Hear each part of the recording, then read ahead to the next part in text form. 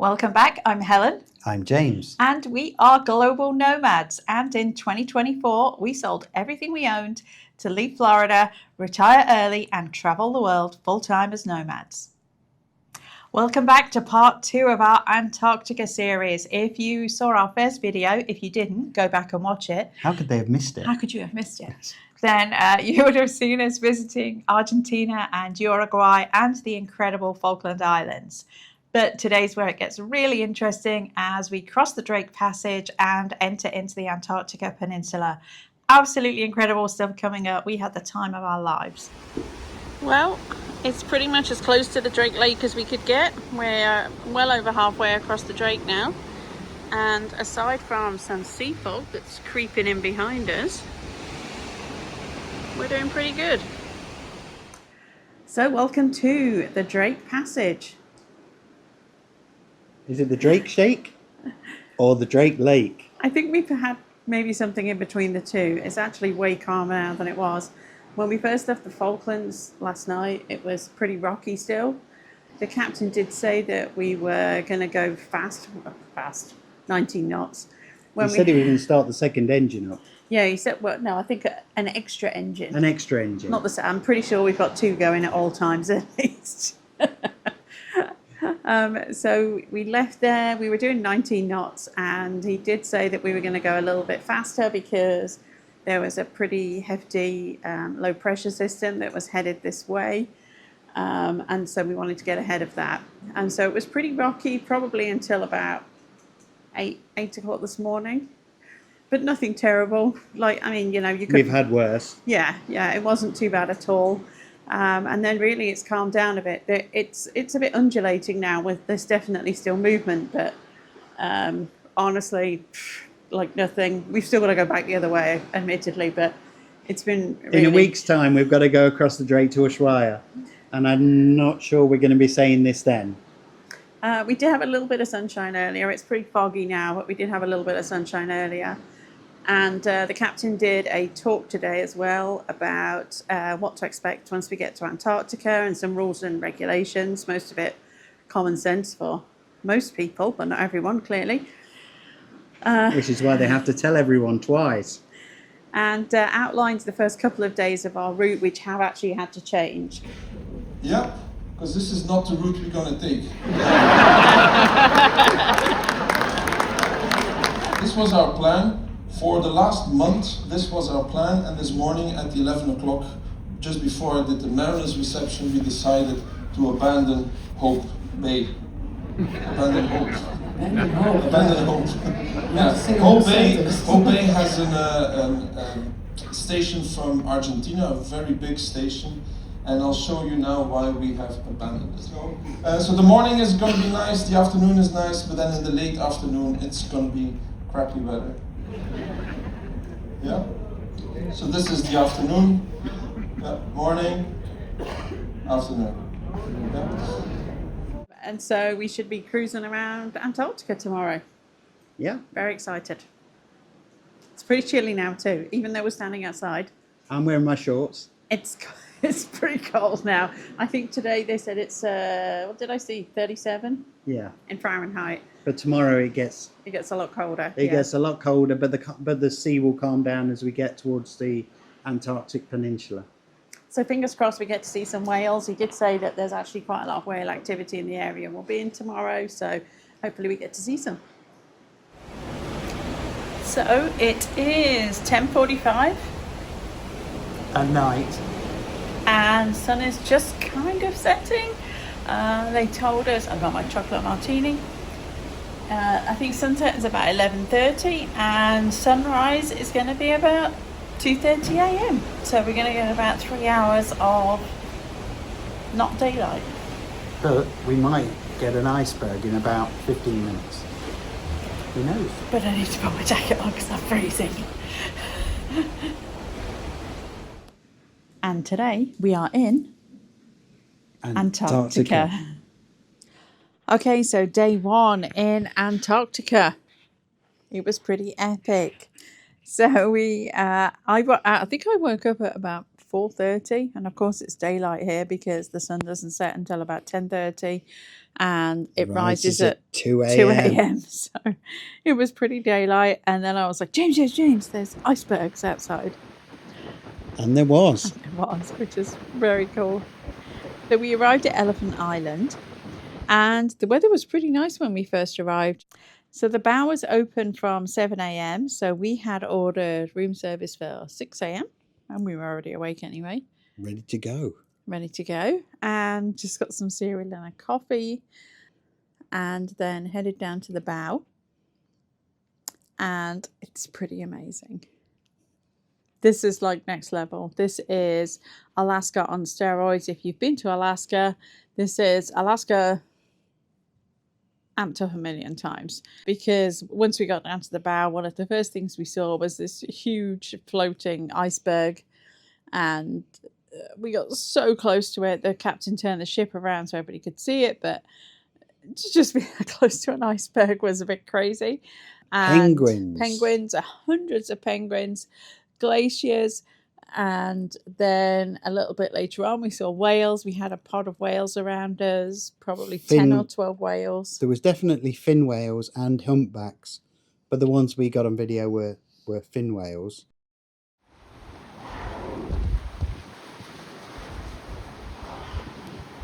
And literally we did come back into our cabin to warm up a little bit, but literally those whales were maybe, I don't know, 50 feet from the ship. From our balcony. So close. It was incredible. And there was at least 2 of them right next to us. Just incredible. Just absolutely incredible. I think it's like when you do an Alaska cruise, you don't get anywhere near to the islands and the glaciers as you do on this. Just nowhere near. We were very, very close to the glaciers, and I mean, no words. It's just incredible. Sadly, then, though, the weather did deteriorate, and significantly. There was a lot of snow. Then there was more whales, and we all ran out to the bow. And then we all froze, and we all ran back in. It was really cold out there. So we will show you what clothes we bought. Clearly, we travel carry-on only, but layers are your friend, and layers are the key. And merino wool. I mean, it was so cold at the front. The snow was coming at us, and literally it felt like needles on your face. It was so cold. The temperature here at the moment is about 30, but it feels like 9. I think it was 9, yeah, with the wind chill. It's the wind. When we first went out at 7 a.m, it wasn't too bad. But with the wind chill, then once the wind was on you, it's much, much, much colder. And then when the sleet and the snow started, then it was... Whew, we've had some pretty significant snow. So much so. Yeah, that the crew built a snowman on the top deck. Remember, this is summer, people. This is summer. This is the best time to come here. So the captain has had to change direction again. He's came and informed us. He's a very entertaining young chap, isn't he? He's a funny guy, yeah. He's Belgian. He's a funny guy. And he's said that we're moving. We were going to go and see another glacier, but the weather there was no visibility. Would have been pointless. And there was a 25-mile or 50-kilometer ice sheet heading in our direction. That's wide, and I think it's like 100 miles long, and it's just floating. And it was going to head towards us. We had already been told that we were not going to be able to go to an Argentinian base, which is where we were planning to go because of this ice sheet. But today he updated us and said, actually, it's moving much faster than we thought, and it's bigger than we thought. So we're going to have to actually leave the channel that we were going to stay in, and we've gone back out into the Atlantic. There's some strong southerly winds. So basically, some of the sort of barrier islands are now between us and the peninsula to kind of keep us protected a bit. Although it's pretty choppy out there. It's not too bad. We're not moving too much. We are moving, but it's not too bad at all. But it clearly, I guess this just demonstrates what a moving subject this is, and how unpredictable it is, and how unpredictable it is with the weather. Ultimately, the captain's concern is the ship's safety and our safety. And clearly we're not an icebreaker because we're not on an expedition ship. I actually looked at Cruise Mapper, which if you've never used, it shows where the cruise ships are. And basically every other small expedition ship that was in this area has now left as well. So if that tells you something. So, you know, we're a little bit disappointed, but it is what it is. You know, you come to this part of the world and this is the way the weather is. What we saw in the first few hours was absolutely epic. And I'm disappointed in that we didn't get to see more. But hopefully the weather tomorrow is going to be better. And we'll get to see a little bit more. Fingers crossed. Fingers crossed. But ultimately, we came to Antarctica, we saw icebergs, we saw penguins, and we saw whales. So, I mean, like, I'm not complaining. But it's just a bit frustrating with the weather, but that's just the way it is with this part of the world. Yeah. So, fingers crossed for tomorrow. So, good morning. Antarctica day 2. And what a day it's been so far. Pretty spectacular. Just incredible. I woke up about 3 a.m. just as the sun was rising. Yes, the sun sets at 10:15 and rises just before 3 a.m. And it gets shorter as we go further in. But we've been blessed with the weather today. Oh my goodness, incredible. So we were able to find our way through the ice shelf. We had to go back into the Drake last night because of the ice, basically. There's a 25-mile sheet of ice that has gone faster than the captain expected. So to play it safe. And we actually saw it on the other side. I did take a little bit of video. We'll put that in there because you can see it. So the channel that we're in was much narrower. So, but this morning we were able to double back. We left Elephant Island yesterday. We were able to double back this morning to King George Island.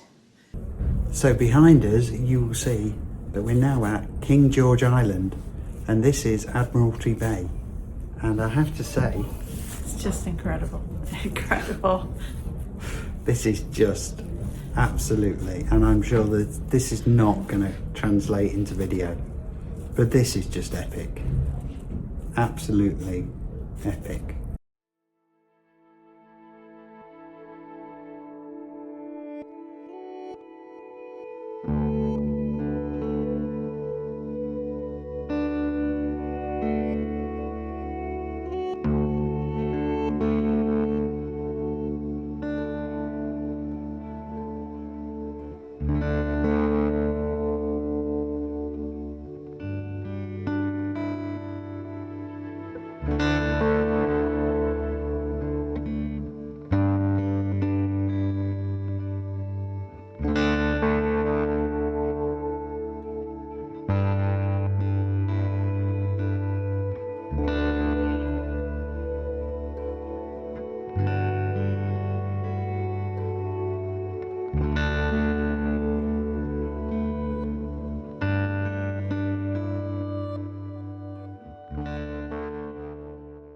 From what the captain was saying, is a new place for them to go.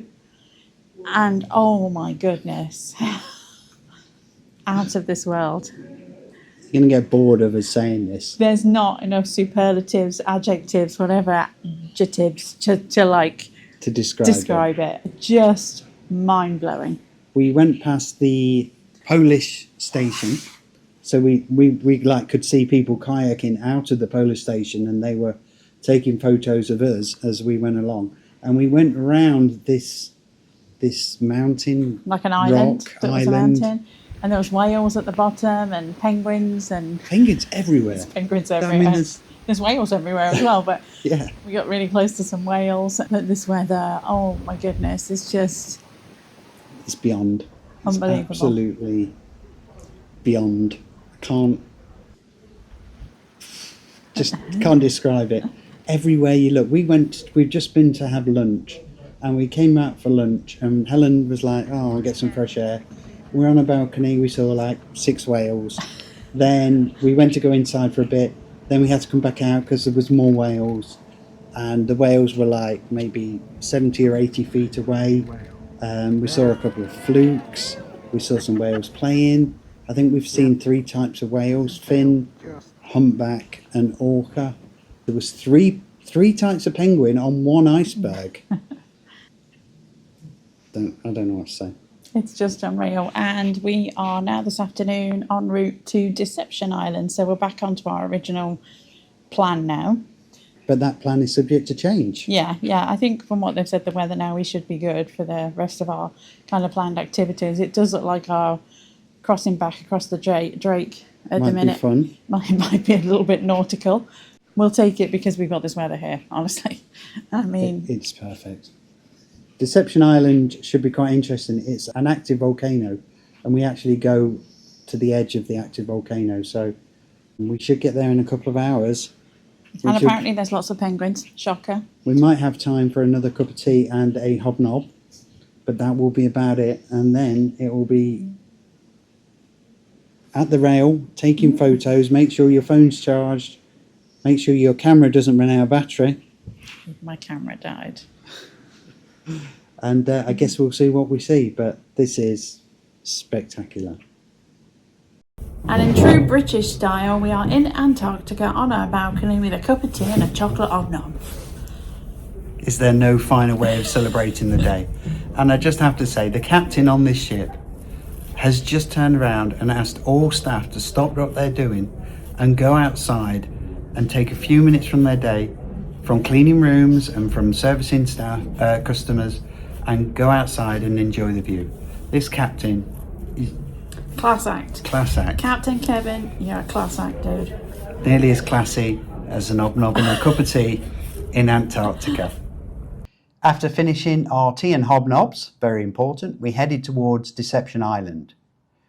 On the way, we saw whales all over the place and penguins sitting on icebergs. And I don't think you can really understand when you're sitting on deck 6 of an 90,000 ton cruise ship and there's a whale swimming by your side and you're watching it out of the balcony. We saw mainly humpbacks. We did spot some orcas too. The orcas were pretty incredible, as were the humpbacks, but mainly humpbacks because of the time of year that we were there. Deception Island is an active volcano that last erupted 3 times between 1967 and 1970. The cauldron, or the centre of the volcano, was flooded, and if you're an expedition ship, you can actually go into the horseshoe-shaped harbour that it's created. We're too big, we cannot go there, and one ship actually did do that, and it didn't end well. We did see an expedition ship which did go part way in though.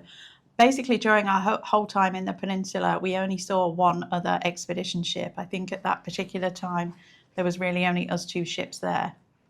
I did look on Cruise Mapper a couple of weeks later, and at one point, I think there was like 7 or 8 expedition ships down there, but at the time we were there, just us and one more.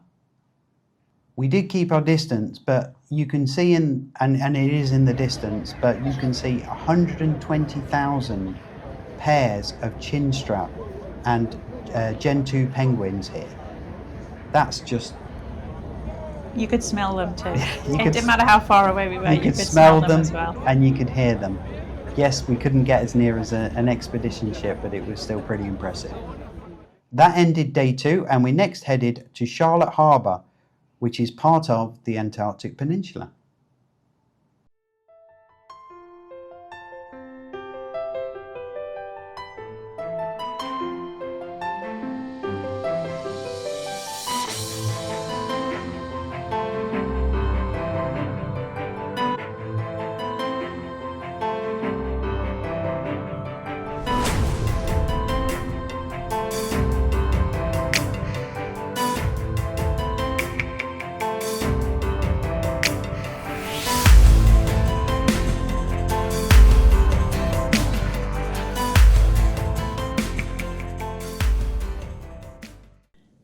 So, good morning from Charlotte Bay in the Antarctic Peninsula.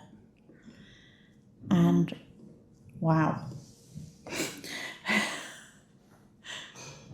It's another one of those wow days. This is Just incredible. This is day 3. Look at this weather. Look at this weather. It's mad. Stop 1. The water is like a mirror. Everywhere you look is a view. And we've seen one whale. already. And we saw the iceberg and it was calving. We didn't get it on video, sadly, but we saw it and heard it. Wow. But literally, we just stopped recording just as we started this because there's one just behind us.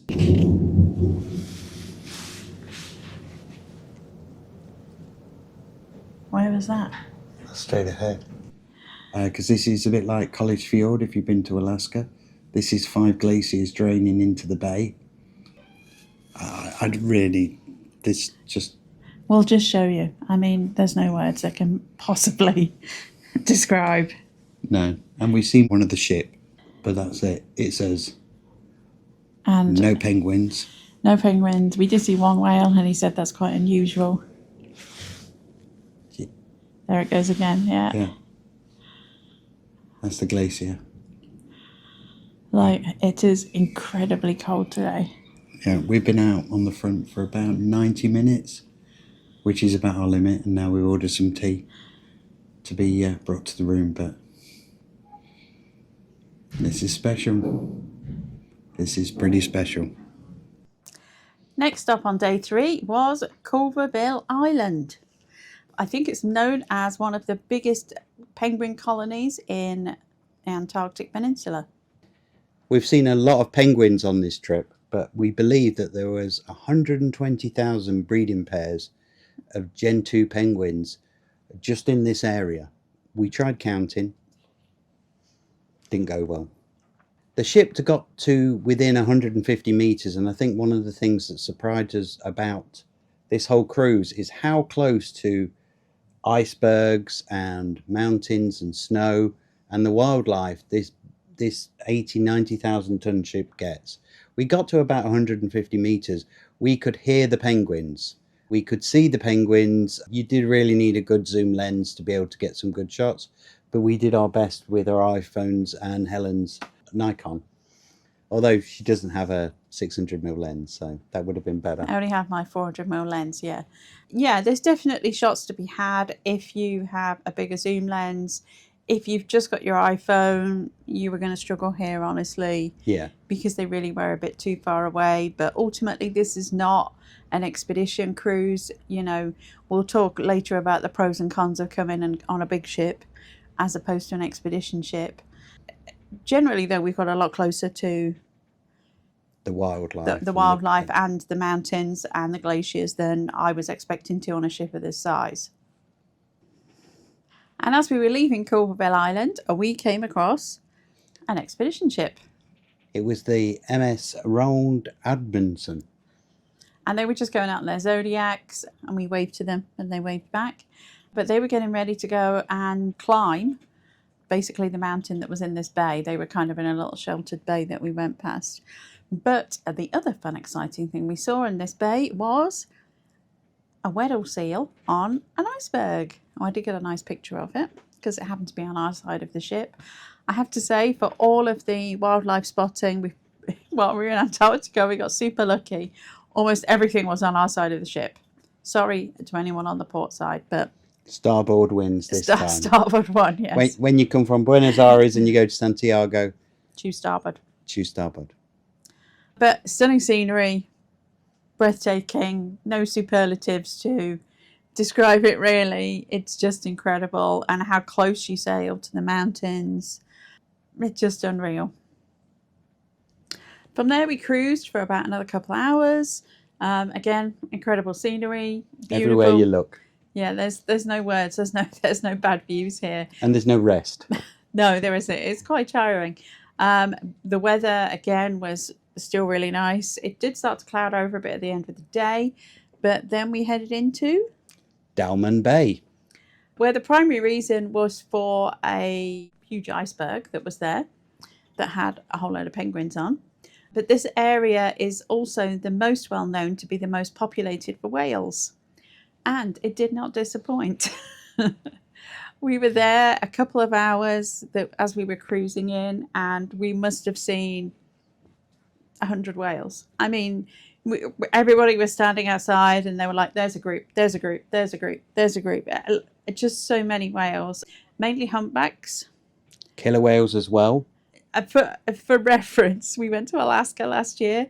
I spent the whole time trying to get a fluke picture of the whale tail, the fluke. I think I got 2 in the end. Yesterday, I think I probably took, 20 different whales. They would come up. The humpback even came right out of the water with his head out of the water. I think there was 2 that were actually feeding because they seemed to be going around in circles. So I think they were feeding. But I just, no words. So many whales to the point where we'd be like, oh, there's a whale, but it's over there in the distance. Yeah, we're not bothered about that one. Normally by 7 o'clock at night you're completely drained. On day 4 you will see a killer whale jumping out. You'll be like, yeah, been there, done that.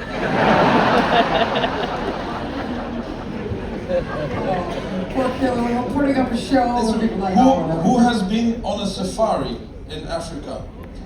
The first day you get to the resort, you see a little warthog with 100 of pictures. The last day you see a lion, and same with the ice. Yeah. We came in and we actually stayed in that area for a good part of the evening. I don't think we left until early morning. And we were sitting in the bar and sitting at dinner and people were like, there's a whale. And everybody was like, oh, it's another whale, you know. Just incredible. I never expected to see this much wildlife and this close. We came back because honestly we'd been up since like 5:30, and you do get your mind gets worn out because there's so many things. And came back and rang a friend in Florida, and even on the internet here managed to FaceTime them and had a chat with them. We went outside. It was about 9:45, 10 p.m. Still bright light because the sun doesn't set until 11:30 and it rises again at 2:30 depending upon your position. And I was talking to him and there was just whales everywhere. And when I say that there was like at least 6 whales that I saw while I was on this conversation with James, and everywhere you look you just and you have to close your curtains and go sleep, because if not you're just going to sit there all night just looking at whales.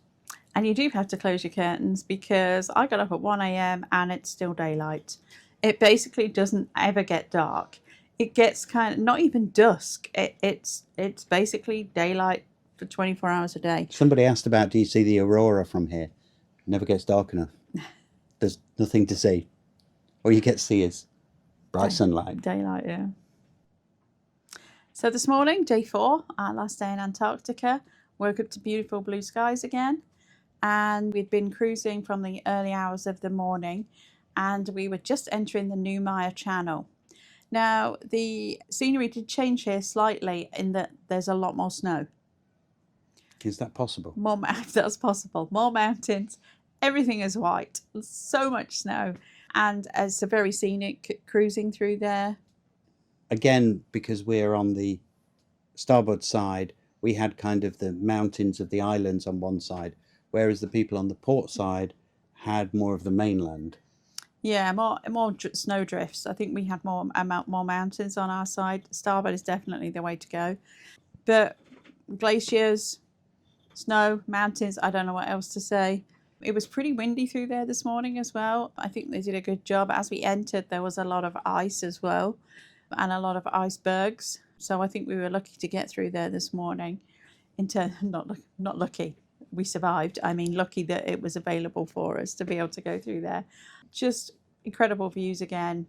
And about 2/3 of the way through, we made a stop at Port Lockroy, which is commonly known as the Penguin Post Office. So this is a UK-based, it's an ex-military site that they've now turned into a volunteer post office. It is the southernmost post office in the world. And guess why they call it the Penguin Post Office? Because you arrive and the little tiny island that it sits on is full of penguins. They're covered in penguins. And we got really close to this island. Again, if you wanted to take pictures, you needed a good zoom. You just about pick them up on your iPhone. But literally, the people who are based there were walking down the steps to meet our Zodiac that was taking our postcards there to be mailed. And there was just penguins in the way. You know, they're kind of just walking through penguins to get there. And there was a seal that actually blocked Yes, the Zodiac from actually being able to get there. Seal comes first. Wildlife comes first. Wildlife always comes first here. So just a perspective, I think there was about 5 people. Mm-hmm. They actually live between November and March on this remote island. They don't even have a boat. And they volunteered to be there. This is a... Why you would do that, I have no idea, unless you like penguins. Yeah. And snow. I mean, I guess.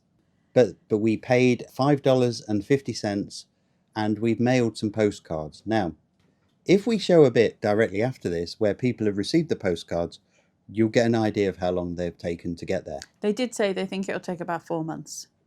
However, the chances are... I'll be very surprised if any of them get there. But it was a cool thing to do. Yes. So we did send the postcards, whether they get there or whether they don't. About 1,000 postcards went across.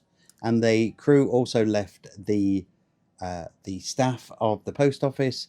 Everybody who goes there leaves them with a gift or food or supplies. So they ferried some supplies over to them as well. And I thought, well, these people are stuck for months there. They don't even have a boat. So I put pineapples in there, fresh pineapples. And I thought, they're British. I'll put a kilogram of English bacon in there. So I thought, wow. We send it. The guys in the boat say, oh, we got something back. I said, what did we get back? We got the bacon back. We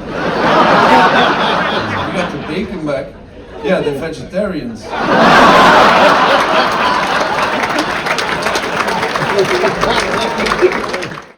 But it's a little tiny island in like this bay. Initially, we were both like, is there even a building there? It looks like there's 2 buildings. And the good old Union flag is flying high. But initially, it didn't even look like there was anything there. No. There's these 2 little tiny buildings. Very cool to see, though. A very cool thing to do. Yeah, absolutely. I mean, if they don't get there, then it probably was a complete waste of time. But we'll see. We sent 6 postcards. We'll see if any of them get there. After we left the post office, our next stop was Lamaire Channel, which is known for a very picturesque area. Not so much for the wildlife, but just the stunning scenery, and it did not disappoint.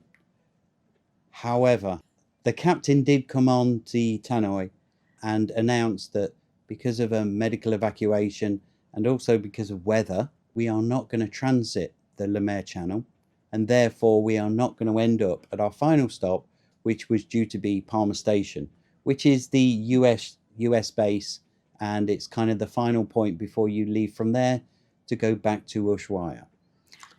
The entrance to the channel, basically, we did get to the Lamaire Channel. Just. But we were kind of dodging around some really big pieces of ice. Now, bear in mind, obviously, we're not an expedition ship. We're not an icebreaker. And we don't want to hit big bits of ice because that wouldn't end well. So we were kind of dodging around. And we had at that point wind gusts up to 52 miles an hour, I think they said. Sorry, I corrected, 52 knots, which is, I think, a 1 knot is almost the same as a mile per hour. But it was extremely windy there. Yeah, the weather was definitely turning. You could see the clouds coming off the hills.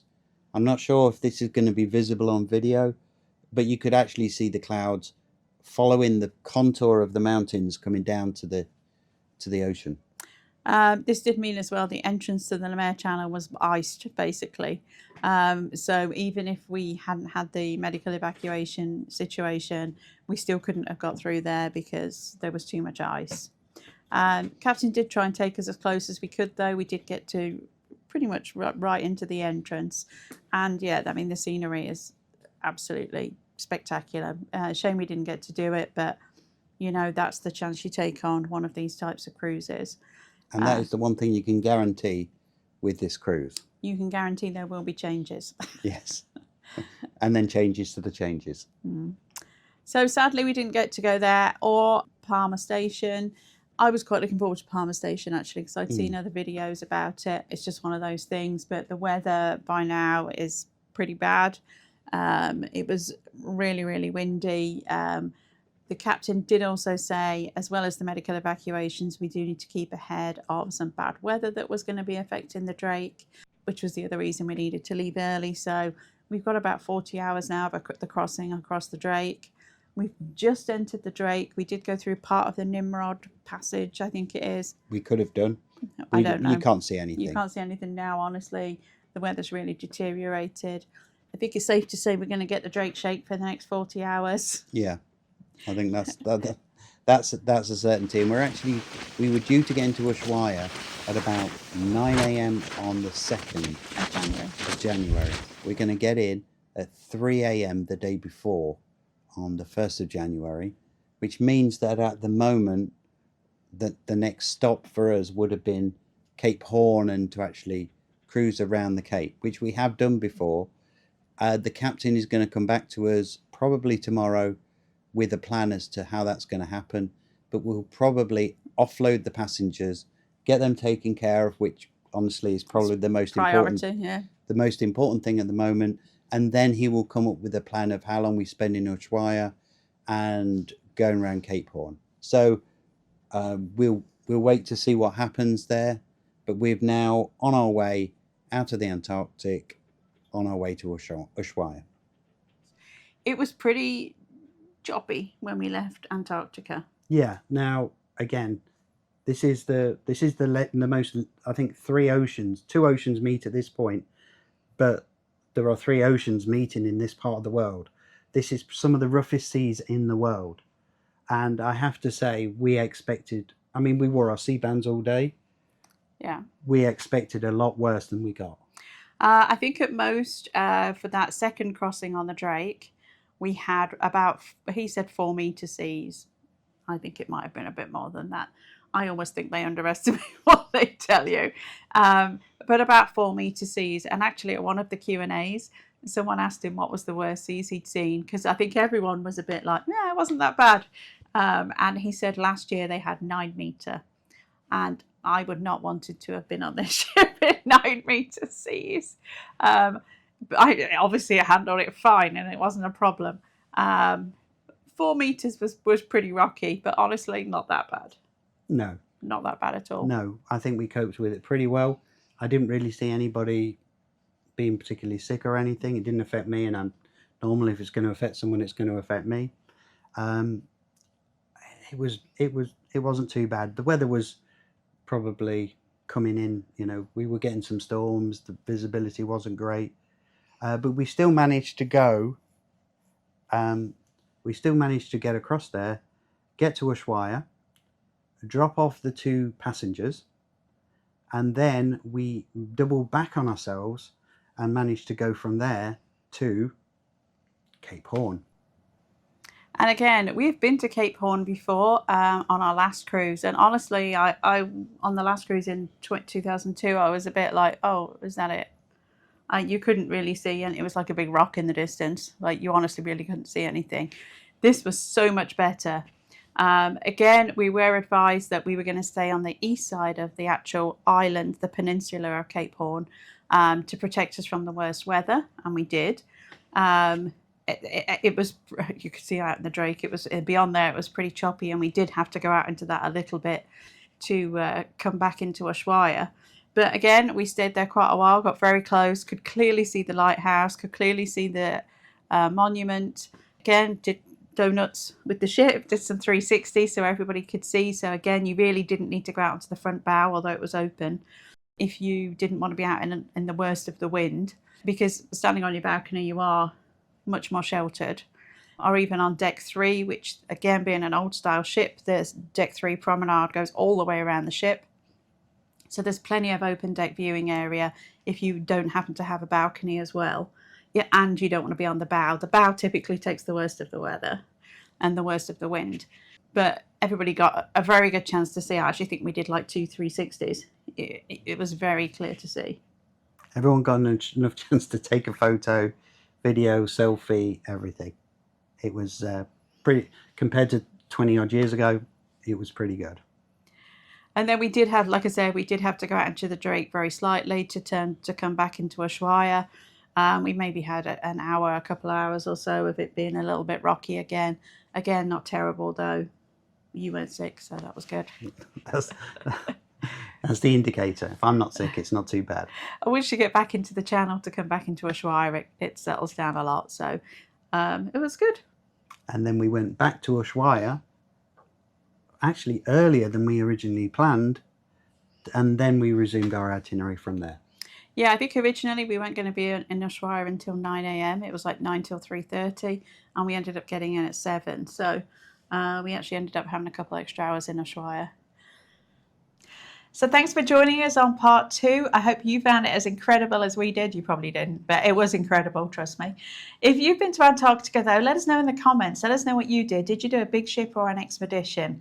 We're seriously wanting to go back and go on an expedition ship and go to South Georgia as well as the Falklands again. So let us know in the comments if you went or if you'd like to go. Otherwise, join us next time for part 3, where we will be heading into Ushuaia in Argentina and then heading up the Chilean side of our trip to head to Patagonia and through the Chilean fjords. So make sure you like and subscribe, and you'll be notified to watch. And remember, even on the Antarctic Peninsula, you're here for a good time, not for a long time. We'll see you in part 3. Bye for now.